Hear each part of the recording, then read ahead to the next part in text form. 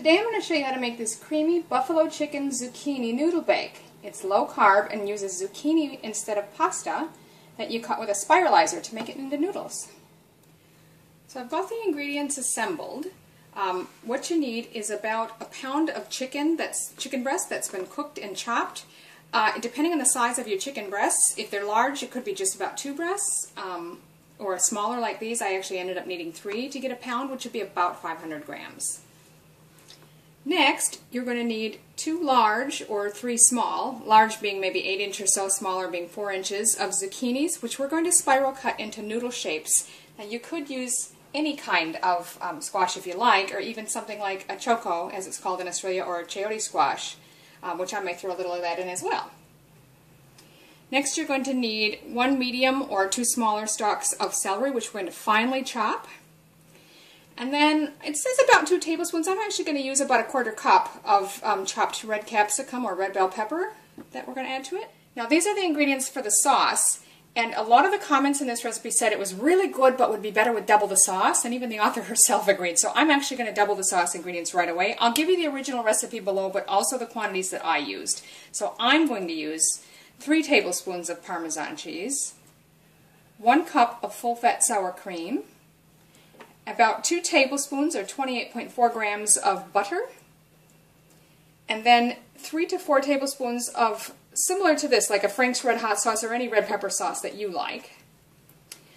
You'll need about 6 tablespoons of canned pumpkin puree, or you can use baby food if you can find it. They don't have anything quite like that here. We don't have pumpkin puree in Australia, so I've actually just cooked some pumpkin and pureed it myself. Then we're going to need about a teaspoon of ground dry mustard spice, and about half a teaspoon of garlic powder. Lastly, to put on top, you're going to want about 1/3 to 2/3 cups of shredded cheddar or light tasty cheese, as I've got here, whatever kind of cheese you like. I'm going to start by preheating the oven. You'd want it at about 400 Fahrenheit, which is about 204 Celsius. Now because I have a fan forced, I'm going to turn it down just a little bit. I'm going to start with noodling, or converting these zucchinis into zucchini pasta. I'm just going to chop the end off on each end. And then we'll need to cut them into sizes that'll fit in the particular device that I'm using. Now there's any number of ways you can do this. You could cut this in thin slices by hand and then turn them the other direction and cut them the other way, so you've got thin matchstick slices yourself. You can use a peeler like this that has a julienne edge that cuts sort of spaghetti strips out of it as well to use. Or they've got these new sort of twist devices that spiralize vegetables for you. I'm going to give that a try today. So we'll just put that on the prongs. Put that up inside and start twisting to get it to go through as soon as those threads catch. You can see it coming out the other end as spiral slices.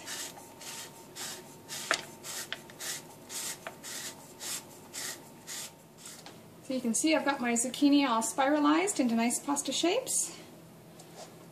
The celery, I used my little Oscar food processor just to chop it finely. You can do it by hand if you like. You just want it to have it nice and fine like that, or as much as you can.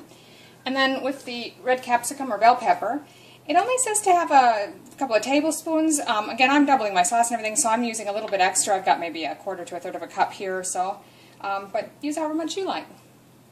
Now, with the pasta, because we're using zucchini pasta, there's a lot of moisture in there, so we just want to take a couple paper towels and just sort of press down in there and give it a good squeeze. We want to try just to get out some of the excess moisture. You're not going to get it all out, but sort of move things around a bit and give it a good squeeze, and you should see the paper towel soaking up some of the excess water.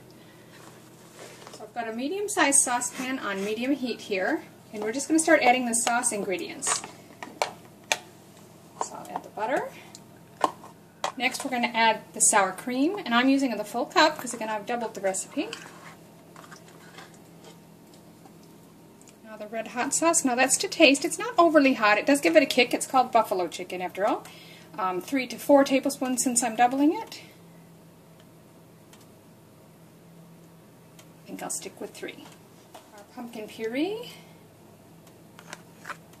our brown mustard, or dry mustard.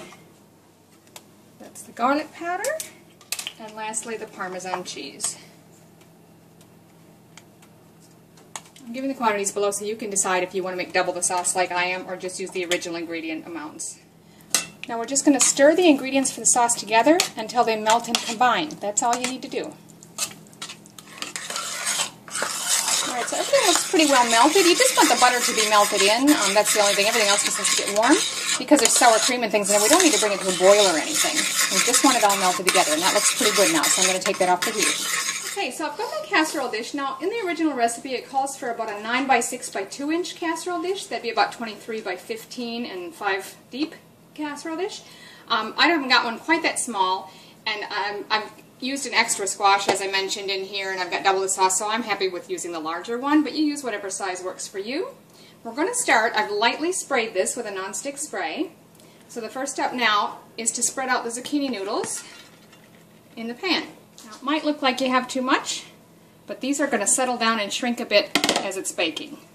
So don't worry about that too much. Just spread it out evenly. The next step is to evenly spread our chopped cooked chicken over the top.